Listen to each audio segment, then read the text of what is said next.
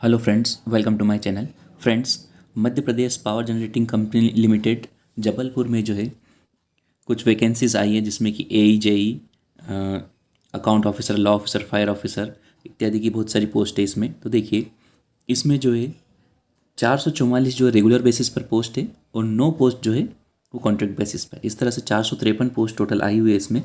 और ये जो रिक्रूटमेंट है, इसका जो फॉर्म फिलअप होंगे वो 24 फरवरी से इसके जो फॉर्म फिलअप होना स्टार्ट हो जाएंगे। तो देखिए, यहाँ पर अगर मैं आपको पोस्ट का बता देता हूँ पहले मैं। देखिए, एई मतलब assistant engineer technical distribution transmission electrical engineer AE की बात करें तो देखिए, यहाँ पर जो है अनरिजर्व के 5 है, एससी के 3, एसटी के 2, ओबीसी के 3, इस तरह से टोटल 13 पोस्ट हैं यहाँ पर। एई सिविल की बात करें तो देखिए, अनरिजर्व की 2 है, एससी की 1, एसटी की 1, ओबीसी की 2, और इस तरह से टोटल 6 पोस्ट है। अकाउंट ऑफिसर या मैनेजर फाइनेंस की अगर हम बात करें तो अनरिजर्व की जो है 15, एससी की 8, एसटी की 11 सीटें हैं, ओबीसी के जो है 11 सीटें हैं, और ईडब्ल्यूएस का 1 सीट है यहाँ पर। इस तरह से टोटल 46 सीटें हैं यहाँ पर। फायर ऑफिसर की बात करें तो देखिए, अनरिजर्व के लिए 1, ओबीसी के लिए 1, इस तरह से दो सीटें टोटल। लॉ ऑफिसर की बात करें तो देखिए, यहाँ पर अनरिजर्व और ओबीसी की 1 सीटें हैं, इस तरह से टोटल 2 सीटें हैं। शिफ्ट केमिस्ट ट्रेनिंग की बात करें तो देखिए, अनरिजर्व की 5, एससी की 2, एसटी की 3, ओबीसी की 4, ईडब्ल्यूएस की 1 सीट है, इस तरह से टोटल 15 सीटें हैं यहाँ पर। मैनेजर ट्रेनिंग की बात करें तो अनरिजर्व की 4 है, एससी की 1, एसटी की 1, ओबीसी की 4, और इस तरह से टोटल 10 सीटें हैं। अब यहाँ पर देखिए, जेई मैकेनिकल की बात करें तो इसमें अनरिजर्व की 14 सीटें हैं, एससी के लिए 10, एसटी के लिए 11, ओबीसी के लिए 13, और ईडब्ल्यूएस के लिए 5 सीटें। इस पर टोटल 53 सीटें हैं जेई मैकेनिकल में। जेई इलेक्ट्रॉनिक्स की बात करें तो देखिए, जेई इलेक्ट्रॉनिक्स में अनरिजर्व एससी के लिए 3 सीटें हैं, एसटी के लिए 4 सीटें हैं, ओबीसी के लिए 4 सीटें हैं, और ईडब्ल्यूएस के लिए 2 सीटें हैं यहाँ पर। और जेई जो है, अब देखिए इलेक्ट्रिकल की बात करें, जेई इलेक्ट्रिकल, तो यहाँ पर देखिए 67 सीटें जो है अनरिजर्व की है, 38 सीटें एससी की, 49 एसटी की, 64 जो है ओबीसी की, और 22 सीटें जो है वो ईडब्ल्यूएस के लिए रहेगी यहाँ पर। और टोटल 240 सीटें हैं। सबसे ज़्यादा जेई इलेक्ट्रिकल में जो है सीटें देखिए यहाँ पर है ये 240। अब जेई सिविल की बात करें तो देखिए,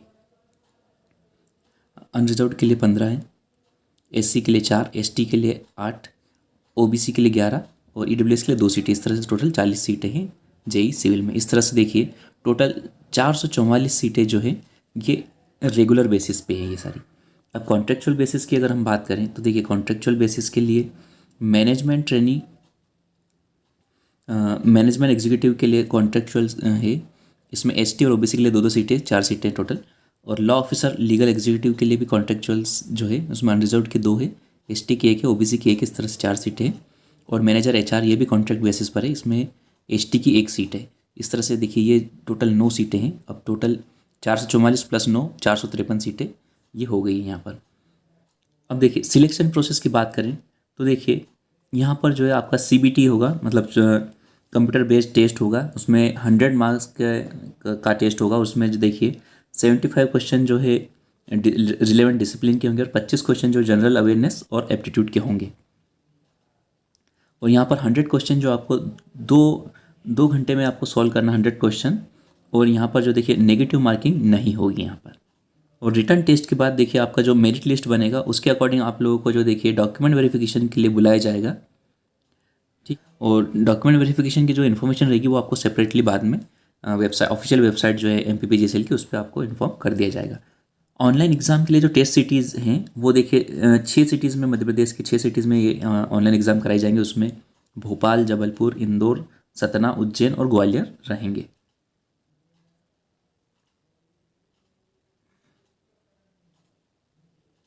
ऑनलाइन रजिस्ट्रेशन जो स्टार्ट होने हैं वो 24 फरवरी 2023 से होने हैं। और फॉर्म फिलअप करने की आखिरी जो डेट है वो 16 मार्च 2023 है। देखिए, एजुकेशनल क्वालिफिकेशन की अगर हम बात करें तो देखिए, एई इलेक्ट्रिकल की बात करें तो यहाँ पर बी टेक होना चाहिए, और अनरिजर्व के लिए 65 और रिजर्व कैटेगरी जो है उनके लिए 55 मार्क्स 55% रखा है। और साथ ही देखिए मिनिमम 4 ईयर एक्सपीरियंस भी रखा है इन्होंने, ठीक है। तो ये भी आप कंसिडर किया जाएगा यहाँ पर। अब ए सिविल की बात करें तो उसके लिए भी सेम है, बी टेक 55% और 4 year experience on contractual basis या जो भी हो, या उनके सक्सेसर जो कंपनी है उसके अकॉर्डिंग रहेगा। अब account officer manager finance trainee की बात करें तो देखिए यहाँ पर जो है सीए चार्टर्ड अकाउंट मांगा गया है। और देखिए यहाँ पर और एमबीए फाइनेंस या पीजीडीएम फाइनेंस में भी मांगा गया है यहाँ पर वही। और इसमें देखिए जो है 60% से होना चाहिए और रिजर्व कैटेगरी के लिए 55% होना चाहिए, ठीक है।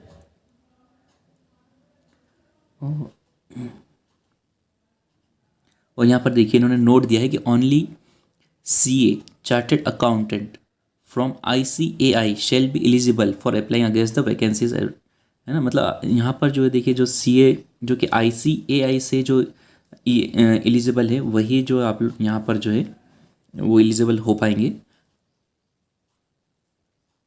फायर ऑफिसर की बात करें तो यहाँ पर देखिए BA BTech in fire engineering में होना चाहिए।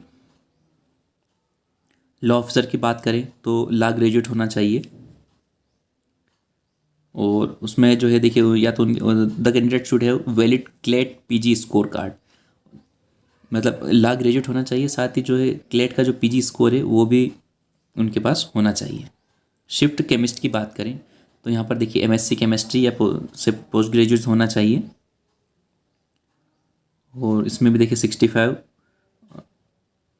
अनरिजर्व और OBC के लिए 60% जो है और इक्विवेलेंट CGPA और employees working in successor company, है ना। जो अगर डिपार्टमेंटल के कैंडिडेट उनके लिए 60% और 55% जो है अदर जो category SC ST PWD EWS के लिए 55 लिखा है। और मैनेजर HR की बात करें तो यहाँ पर देखिए MBA इन्होंने मांगा है।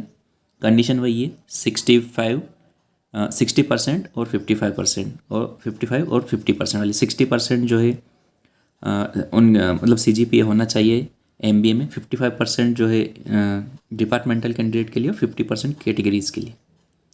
JEE मैकेनिकल की बात करें तो यहाँ पर आपके पास डिप्लोमा मैकेनिकल में होना चाहिए, कम से कम 65% होना चाहिए अनरिजर्व और OBC के लिए। 60% जो है वो डिपार्टमेंटल अगर वर्किंग है तो, और 55% जो है कैटेगरीज के लिए। और यहाँ पर देखिए अगर आपने BE करा है, जैसे डिप्लोमा इन मैकेनिकल लिखा है इन्होंने, अगर मैकेनिकल में आपने BE भी करा है तो भी आप लोग यहाँ पे एलिजिबल रहेंगे। यहाँ पे इन्होंने क्लियर किया है कि कैंडिडेट पॉसेसिंग रेगुलर BE BTech और MIA degree in relevant branch of engineering में आल्सो अप्लाई, मतलब आप लोग अगर मैकेनिकल से BE BTech है तो भी आप लोग अप्लाई कर पाएंगे। सेम कंडीशन यहाँ पे इलेक्ट्रॉनिक्स में रहेगी। डिप्लोमा मांगा है, आप लोग अगर BE BTech है तो भी अप्लाई कर पाएंगे। सेम JEE इलेक्ट्रिकल में भी सेम कंडीशन है। डिप्लोमा मांगा इन्होंने इलेक्ट्रिकल एंड इलेक्ट्रॉनिक्स इंजीनियरिंग में, लेकिन अगर आपके पास जो BE BTech है तो आप लोग अप्लाई कर पाएंगे। और सेम कंडीशन जो है JEE सिविल में भी है। डिप्लोमा इन सिविल इंजीनियरिंग मांगा है, अगर आप सिविल इंजीनियरिंग में BE BTech हैं तो भी आप लोग अप्लाई कर पाएंगे। एज लिमिट की बात करें तो देखिए मिनिमम एज लिमिट जो है देखिए पोस्ट कोड 1, 3, 4, 5, 6, 7 और 8 के लिए 21 ईयर्स है। और जो JEE के लिए जो 9, 10, 11, 12 JEE के लिए मिनिमम एज 18 साल है। और मैक्सिमम देखिए मैक्सिमम एज जो है मेल कैंडिडेट जो अनरिजर्व्ड है उनके लिए 43 ईयर्स, फीमेल कैंडिडेट अनरिजर्व्ड के लिए 48 ईयर्स। और मेल फीमेल जो कैंडिडेट है उनके लिए 48 ईयर्स है, जो कि जैसे कि होम गार्ड में या और भी ऑटोनोमस बॉडीज़ के अंतर्गत आती है। और साथ ही जो रिजर्व कैंडिडेट है SC ST OBC उनके लिए 48 ईयर्स है। ये सारे जो है देखिए यहाँ पर जो एज रिलैक्सेशन का जो बेनिफिट है वो MP के जो डोमिसाइल है उनको ही मिलेगा। अगर MP से अदर बाहर से अगर आप लोग अप्लाई करें तो आपको जो है आयु में छूट नहीं दी जाएगी। उनको 43 ईयर्स, लेकिन 43 ईयर्स उनके लिए भी रहेगा। ट्रेनिंग की बात करें तो देखिए duration of training shall be 1 year, है ना। मतलब आपकी जो ट्रेनिंग रहेगी वो 1 साल की रहेगी, ठीक है। और इसको जो एक्सटेंड भी किया जा सकता है।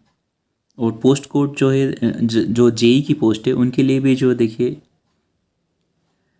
1 साल की ट्रेनिंग रहेगी। लेकिन जो पोस्ट कोड 9, 10, 11, 12 मतलब JEE की जो पोस्ट है जो कि मैकेनिकल सिविल इलेक्ट्रिकल और इलेक्ट्रॉनिक्स की है उनके लिए जो पे मैट्रिक्स से अगर आप सैलरी की बात करें तो वहाँ पर देखिए ट्रेनिंग 1 साल की तो ट्रेनिंग है, और उसके साथ ही जो सैलरी का जो स्ट्रक्चर है वो वही एमपी गवर्नमेंट वाला ही है। 70% फर्स्ट ईयर में, 70% सेकेंड ईयर में, 80% थर्ड ईयर में, 90% और फोर्थ ईयर में जो 100% आपको जो सैलरी दी जाएगी।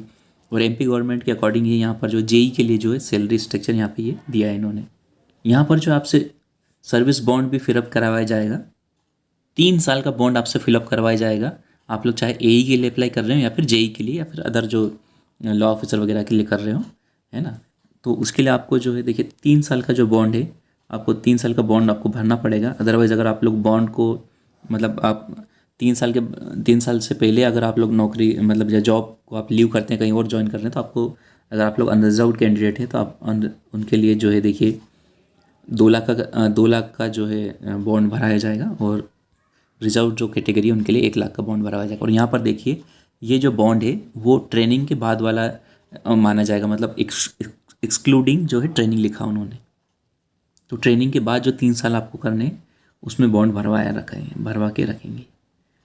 यहाँ पर जो देखिए लीव ड्यूरिंग ट्रेनिंग पीरियड में अगर आप लोग देखना चाहें तो आपको जो यहाँ पे 13 कैजुअल लीव मिलेगी, 3 ऑप्शनल लीव और 10 मेडिकल लीव मिलेगी। और अगर आप इससे ज़्यादा जो अगर आप लोग लीव चाहते हैं तो आपको ये जो डिपार्टमेंटल जो हेड है आपका एचओडी, उनसे आपको 10 दिन की जो एक्स्ट्रा लीव भी मिल सकती है। पे स्केल की अगर हम लोग बात करें तो देखिए एई और अकाउंट ऑफिसर, है ना, एई जो है electrical, civil, account officer, fire officer, law officer, shift chemist और मैनेजर एचआर जो है, इनकी जो सैलरी रहेगी वो 56,100 से 1,77,500 की जो कैटेगरी मतलब लेवल 12 में रहेगा। और इनका जो एंट्री बेसिक पे है जो 56,100 रहेगा। और बाकी जो जेई जो है, जेई के जो है 32,800 से 1,36,600 का जो ये बेसिक पे है, मतलब पे लेवल 8 है। और यहाँ पर जो एंट्री बेसिक पे जो है 32,800 इनको जो है पे दिया जाएगा यहाँ पर। और जेई के लिए मैंने आपको बता दिया है कि आपको जो है 70, 80, 90 और 100% वाला रूल यहाँ पर भी अप्लाई होगा। और यहाँ पर देखिए आपका जो प्रोबेशन पीरियड है ना, देखिए बॉन्ड आपको 3 साल का भरना है, लेकिन प्रोबेशन पीरियड जो है देखिए यहाँ पर पोस्ट कोड 1 से पोस्ट कोड 8 तक जो है आपका 2 साल का रहेगा। और जेई के लिए जो 3 साल का जो है प्रोबेशन पीरियड रहेगा।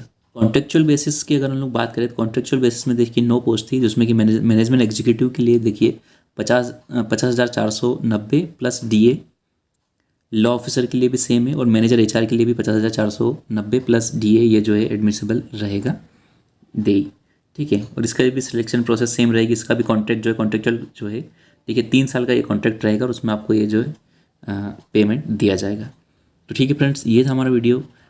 आपको अगर वीडियो पसंद आया तो आप इसे लाइक करें, चैनल को सब्सक्राइब करें, साथ ही इस वीडियो को ज़्यादा शेयर करें। Okay, thank you.